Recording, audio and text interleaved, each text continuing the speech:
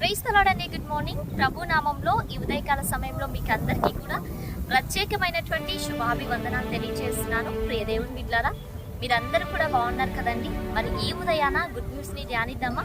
పరిశుద్ధ బైబిల్ గ్రంథం నుంచి యెషయా గ్రంథము 54వ అధ్యాయము 10వ వచనం. పర్వతములు తొలగిపోయినను, మెట్టలు తత్తరిల్లినను, నా కృపని ఆమేన్. దేవుని నామానికి మహిమ కలుగును గాక. ప్రియ దేవుని బిడ్డలారా, ఈ ఉదయకాల సమయంలో పరిశుద్ధ ఆత్మదేవుడు అద్భుతకరమైనటువంటి రీతిలో మనతో మాట్లాడుతూ ఉంటున్నాడు. నిజంగా పర్వతములు తొలగిపోయిన, మెట్టలు తత్తరిల్లినను కూడా దేవుని యొక్క కృప మనల్ని విడిచిపోదు అని ఈ రోజున ఒక గొప్ప ధైర్యమునిచ్చేటువంటి వాగ్దానాన్ని పరిశుద్ధ ఆత్మదేవుడు ఉదయకాల సమయంలో మనకిచ్చి ఉంటున్నాడు. ఇదే పై వచనాల్లో మనం గమనిస్తే, నిత్యమైన కృపతో నీకు వాత్సల్యము చూపుదురు అని కూడా మాట్లాడుతూ ఉంటున్నారు. నిజంగా ఆయన చాలా కృప కలిగినటువంటి దేవుడు. ఆయన కృప మన అందరి పట్ల ఉంది కాబట్టి ఈ ఉదయకాల సమయంలో నిజంగా మరి యొక్క ఆదివారపు దినంలోనికి మనం ప్రవేశించగలిగాం. అవునాన్ని నిజంగా ఎంతో మందికి లేనటువంటి అవకాశాన్ని పరిశుద్ధ ఆత్మదేవుడి ఉదయకాల సమయంలో మనకు అనుగ్రహించి ఉన్నారు. ఇక్కడ పర్వతములు తొలగిపోవటము ఇవన్నీ కూడా అసాధ్యమైనటువంటి ప్రక్రియ కదండి. ఇప్పుడు ఒక చోట ఉన్నటువంటి ఒక ఎత్తైన కొండ ఇంకొక చోటుకి కదిలించబడ్డం అనేది, దానికై అది కదిలించబడ్డం జరగటం అనేది ఒక అసాధ్యం కదండి. అవన్నీ ఒకవేళ అటువంటివి జరిగిపోయినప్పటికీ, అట్లాంటి అసాధ్యమైనటువంటి కార్యములు ఒకవేళ జరిగినప్పటికీ కూడా నా కృప నిన్ను విడిచిపోదు అని ఒక అభయ హస్తములు పరిశుద్ధాత్మదేవుడు ఒక గొప్ప ధైర్యాన్ని మనకి ఇస్తూ ఉంటున్నారు. నిత్యమైనటువంటి కృపతో నీకు వాత్సల్యత చూపుదును అంటున్నారు. ఎంత శ్రేష్టకరమైనటువంటి మాట. నిజంగా ఆయన ఎంత కృప కలిగినటువంటి దేవుడు, ఆయన అంత దయగలిగినటువంటి దేవుడు.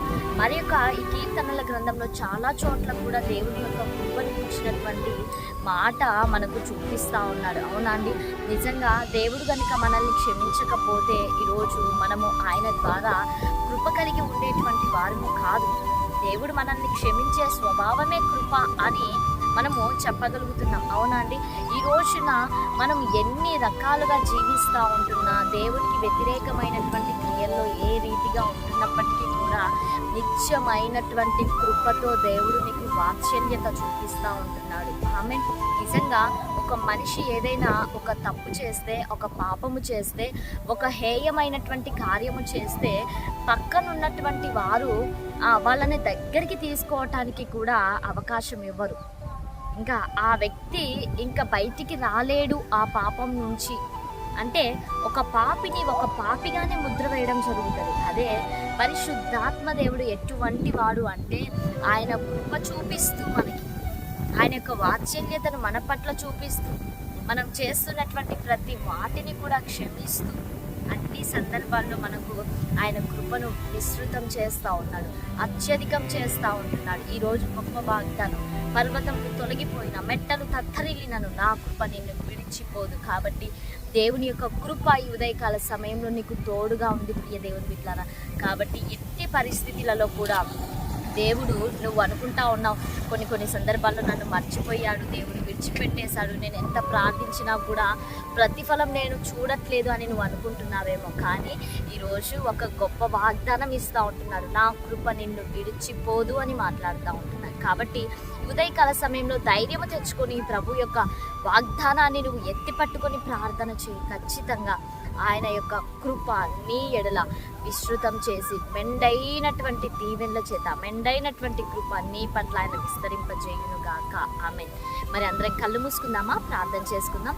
సర్వాధికారి, సర్వోన్నతుడా, సజీవుడా, సర్వశక్తిమంతుడైన ప్రభువా, మీకు వందనాలు చెల్లిస్తున్నాం. అయ్యా, ఈ ఉదయకాల సమయంలో ప్రభువా, ఈ కార్యక్రమాన్ని చూస్తున్నటువంటి నీ ప్రియ బిడ్డలందరినీ కూడా మీరు జ్ఞాపకం చేసుకోండి, మీరు దీవించండి, ఆశీర్వదించండి ప్రభువా. నీకు స్తోత్రం. చక్కటి ఆరోగ్యంలో నీ బిడ్డలకు దయచేయండి. అన్ని విషయాల్లో సకల సమృద్ధిని దయచేసి మీ నామంలో మహిమ తెచ్చుకోండి.